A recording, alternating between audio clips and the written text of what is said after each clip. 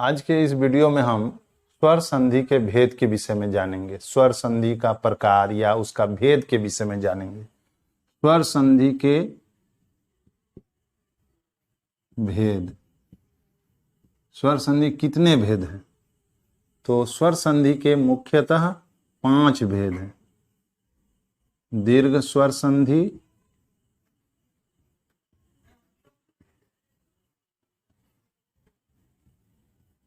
दूसरा भेद है गुण स्वर संधि, तीसरा भेद है वृद्धि स्वर संधि, वृद्धि स्वर संधि, चौथा है अयादि स्वर संधि और 5वां जो भेद है वह है यण स्वर संधि। यण स्वर संधि।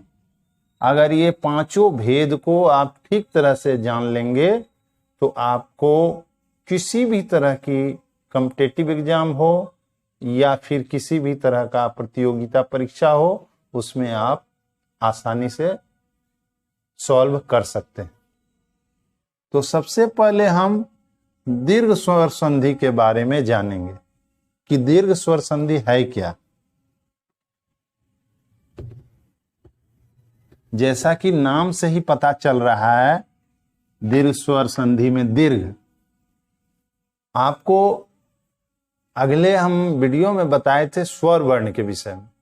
उसी स्वर वर्ण में आता था आ, दीर्घई, दुर्घऊ, ये सब आता था। तो ये दीर्घ स्वर वर्ण हुआ। तो दीर्घ स्वर में क्या होगा कि 2 वर्ण अगर आपस में मिलता है तो वो हमेशा दीर्घ ही होगा, हमेशा दीर्घ होगा। उसके बाद डबल री भी होता है जो कि संस्कृत में प्रयुक्त होता है। तो इसको जान लीजिए दीर्घ स्वर संधि के विषय में। दीर्घ स्वर संधि कहते किसको है?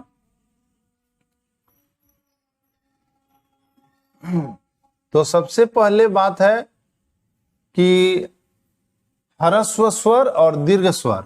ह्रस्व स्वर तो ये हुआ, आप तो जानते ही होंगे, अ, हर्षई, हर्षौ और री, ये हो गया आपका ह्रस्व में। और ये आ, दीर्घई, दुर्घऊ और डबल री ये हो गया दीर्घ में।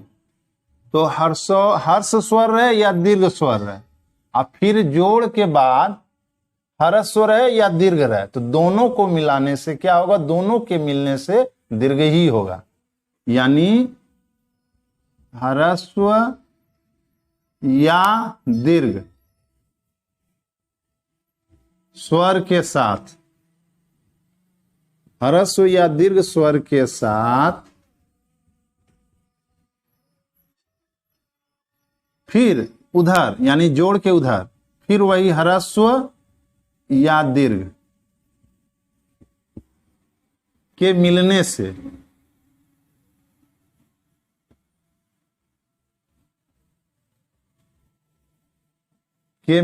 से जो विकार उत्पन्न होता है, जो विकार उत्पन्न होता है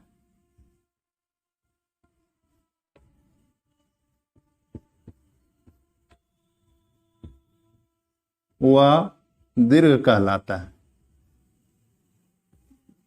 यानी वह दीर्घ संधि कहलाता है।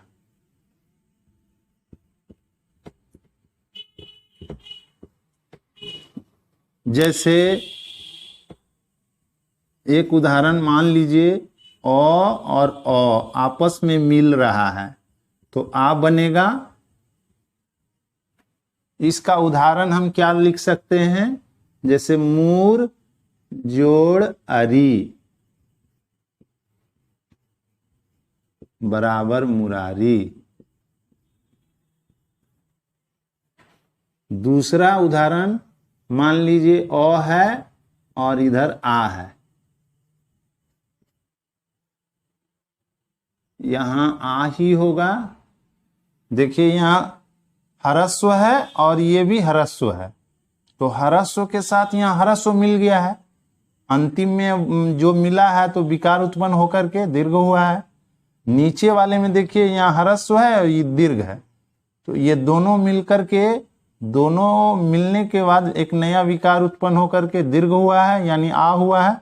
अब इसका एग्जाम्पल, देव जोड़ आलय बराबर देवालय। देवालय समझ रहे होंगे, देवालय मंदिर को कहते हैं। अब तीसरा और भी एग्जाम्पल है, ओ वाला, उसके बाद अब आ वाला, आ जोड़ ओ बराबर आ ही होगा। जैसे विद्या, विद्या जोड़ अर्थी बराबर विद्यार्थी। और एक और है आ जोड़ आ जोड़ आ बराबर आ ही होगा। विद्या जोड़ आलय बराबर विद्यालय।